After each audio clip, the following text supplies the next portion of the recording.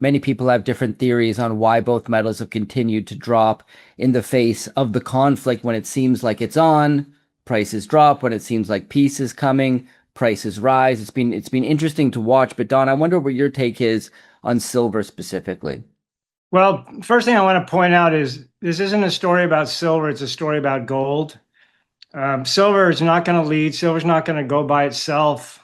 I always call gold big brother and silver little sister because gold's more masculine and silver's more feminine. You can understand gold, you can't really understand silver.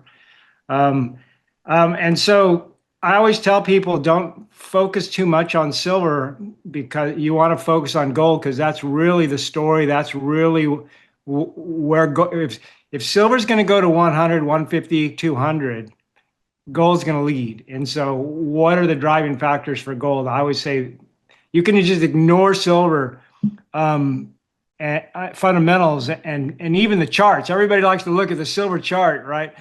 The silver chart, if you look like right now, gold is down 28% at 4,000 and silver's down 52%. And the reason why silver went down a lot more than gold is because it had a catch-up mode. Gold was leading. And then last year, silver went from 35 to 120. So it outperformed to such a huge amount that it's now corrected more. But it was at 28 and gold actually went down 29. That's as far down as it went. Markets celebrated every geopolitical headline, yet silver quietly lost over half its value, while gold held up far better. Don Durrett notes that gold remains the primary driver, exposing why chasing silver alone often traps emotional investors. The real question is why institutional capital still prioritizes gold despite louder retail excitement around silver's volatility. Portfolio protection starts by following capital flows, not price swings. Next, Don Durrett reveals why silver's biggest rallies often begin only after investors stop watching it. 29%. If gold goes down 29, silver's going down 40.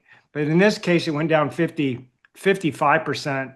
Now, I think there's a chance that gold could go down a little more between now and midterms. And I've been saying this, expect another lower low than we just had, 39.50. But again, this is a story about gold, but the gold bull market, for it to break down, you really have to get gold all the way down below 3,000 and probably below 2,800 before the chart really starts to break down, if you will. That's how strong the gold market is, the gold chart. So I have very little worry that this gold bull market is done. So I consider this a correction. I think most people agree with me, both the TA guys that analyze everything and the people that are like me and John that are and analyze these things, that this bull market is definitely not over here. So this is a buying opportunity. I think the HUI, which I use to identify the minor values, is at 615. I mean, pretty beat up. It was all the way up to 989, so it's down 38%. And 615, that's pretty much, bouncing. I don't think we got much lower than this. So the miners, we haven't seen a 5 handle in the HUI in this correction. I think 615 is about as low as it's gone. So the miners have been absolutely obliterated, but this is a buying opportunity again, in my opinion. Major bottoms rarely feel comfortable, which is exactly why most investors miss them. According to Don Durrett, gold would require a far deeper decline before the broader bull market structure genuinely breaks apart. History shows corrections often shake out weak hands while institutions quietly accumulate quality assets beneath the headlines. Patient investors focus on long-term positioning instead of reacting to temporary fear. Next, Don Durrett exposes why battered mining stocks may be signaling something the broader market still refuses to acknowledge. Buy opportunity. I could see the HUI going the low 500s, but I don't expect a 4 handle. So we're kind of bouncing on the bottom here. Buying opportunity. We had 2 buying opportunities in June already. We went down to the 200-day moving average around 4,100, which is a buying opportunity. And then we turned around and we went down lower. We went down to 3,950, bounced a little bit, almost to 4,200. Now we're back to 4,000 because of the war. The gold hasn't really enjoyed this war too much. And so I think between now and the midterms, I think we could go lower. And again, I just think this is a beautiful buying opportunity. I bought both of those dips, and now I'm waiting to see if I'm gonna have to buy this one as well. I'm hoping the gold trends back up. We're talking a little about silver here, but again, it's a gold story. If gold trends up to say 44, 4,500, then silver will trend up maybe all the way to 70. But I think that's going to be a dead cat bounce. I could be wrong. So if we get any rally at all here in the next 1 to 4 weeks, I think it'll be a dead cat bounce. And then you get into seasonality problems from mid-August to mid-October, and you're probably going to get another correction there. And I'll shut up. The biggest investing mistake is confusing relief rallies with lasting recoveries. What Don Durrett is highlighting is that temporary rebounds can lure investors before seasonal weakness creates another wave of selling pressure. Institutions often use these periods to reposition, while retail mistakes short-term optimism for a new bull run. Protecting wealth means distinguishing tactical rallies from structural trends.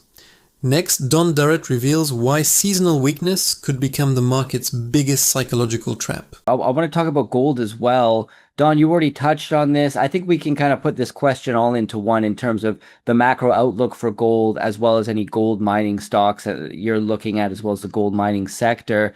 Because obviously, you touched on gold at the top of the show. You're expecting perhaps a potential further correction.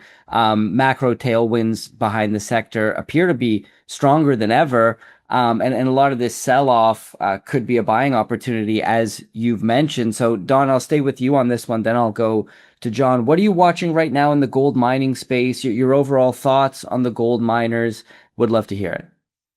Yeah, so I'm more bullish than ever,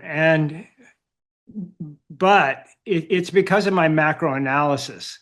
Now, some people think that AI and basically the Fed and the fiscal dominance is going to basically keep the U.S. economy intact, and that we're just going to keep growing. The GDP is like a train that never stops, right? And so there's no real reason to pivot over here into gold silver miners when that's a high risk area. Investors, high risk area. I'm just going to stay here with the stock market, which is working. And I don't see a recession on the horizon. Everything's fine. I have a completely different outlook on that. And so I always say that the only reason why you own a gold or silver miner is if you are not a believer in the U.S. economy, that you're concerned about it to an extent that you actually see. Wall Street keeps celebrating economic resilience, while defensive assets refuse to disappear from institutional portfolios. Don Durrett's argument suggests the real divide isn't about gold. It's about whether today's economic strength can survive mounting fiscal pressures. Markets reward optimism until underlying credit conditions quietly change beneath the surface.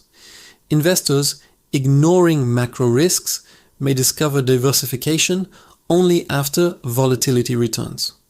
Next, Don Durrett unravels why faith in endless economic expansion depends on assumptions that are already being challenged.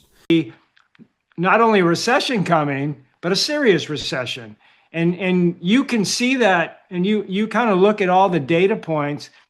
You look at you basically holistically weigh the cost benefit, the factors on the U.S. economy. And I've been doing this for 20 plus years, and I've never seen cost benefit leaning towards gold, if you will. And the reason why is because the main one is the U.S. bond market. So we have a $2 trillion budget deficit, and we can't seem to get it down, right? I mean, if they cut 500 billion to take it to 1.5, 1.5 trillion, they would basically damage the economy significantly, right? So they can't cut 500 billion. So they can't cut anything. Cutting it's there's just that there's no solution there, and which is a major problem. And I've said that this is going to happen. I got into this, started buying juniors in 2004, but I actually believed in this problem that the U.S. was facing prior to that this is eventually going to lead to a doom loop. And so the bond market is really the kind of the big problem, and we call it the debt bubble, we call it the everything bubble. That's the big factor, right? But then if you start adding on kind of the problems, right? If you look at inflation, they've kind of given up on 2%, right? And we're not going to see 2% anytime soon. A $2 trillion deficit isn't just a headline. It limits nearly every future policy decision. This is where Don Durrett's thesis shifts from commodity prices toward the structural pressures building inside the bond market itself. Governments can postpone difficult choices, but debt markets eventually impose their own discipline through higher financing costs. That risk matters far more to long-term savers than daily stock fluctuations. Next, Don Durrett exposes why persistent deficits could reshape capital flows into precious metals for years. And so we have an inflation problem, which isn't going down. We have a high interest rate problem, where if you want to buy a house right now, 6-7%, and the median price is like $450,000. So the average person, we have a housing affordability problem. We have a cost of living problem, where I would say the bottom half of the country cannot even pay their bills. They literally have to decide, okay, what in the budget this month do we have to exclude? I mean, that's how bad it's gotten.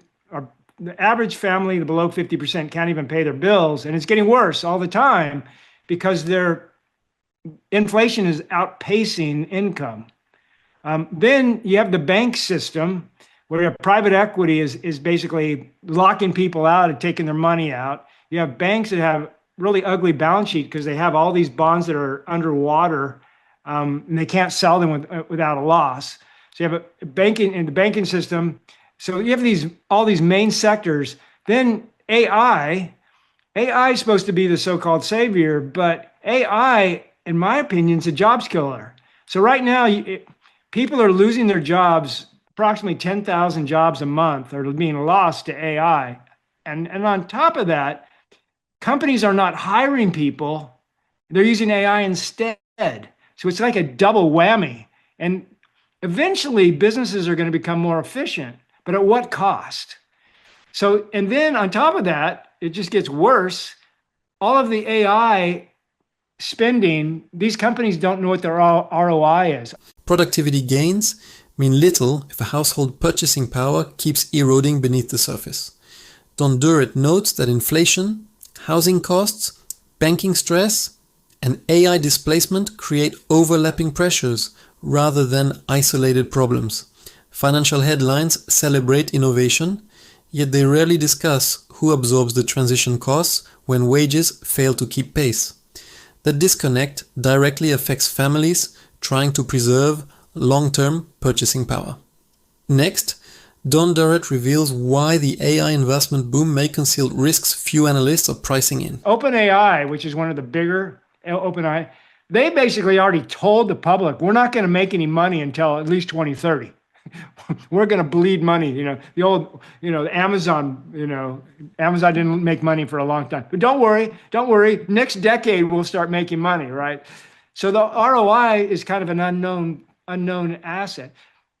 But it gets worse. I'll finish with this. It actually gets worse. The gold, everything I told you about gold is kind of weakness in the U.S. economy. But it gets worse because the rest of the world has been slowly de-dollarizing, where they don't want to hold U.S. treasuries. So foreign buyers of our debt is decreasing, and they don't want to hold dollars on their balance sheet. So central banks, they're decreasing their purchases of treasuries, and they're buying more gold. Gold increases have been going up.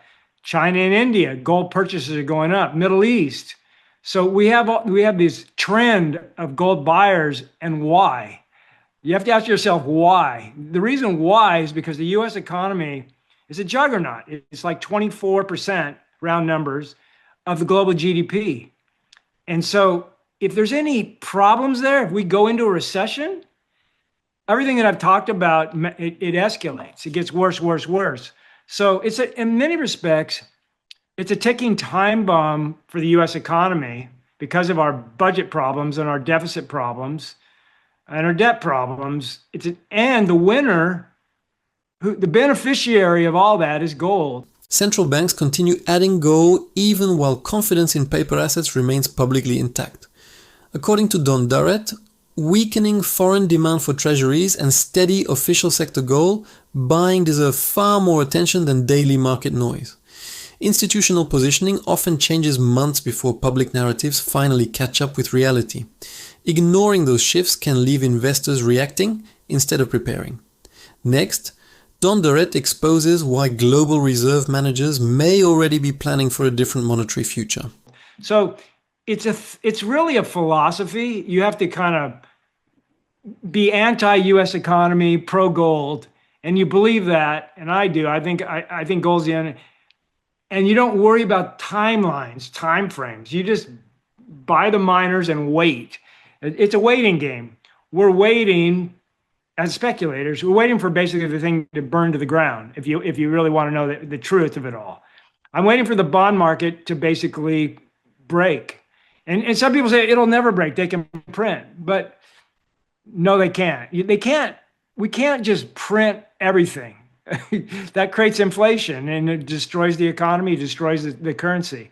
So, the Bernanke thing where that was Greenspan, excuse me, the Greenspan thing that we will never default because we have a printing press, that's baloney. You can't just print everything you need. It doesn't work like that.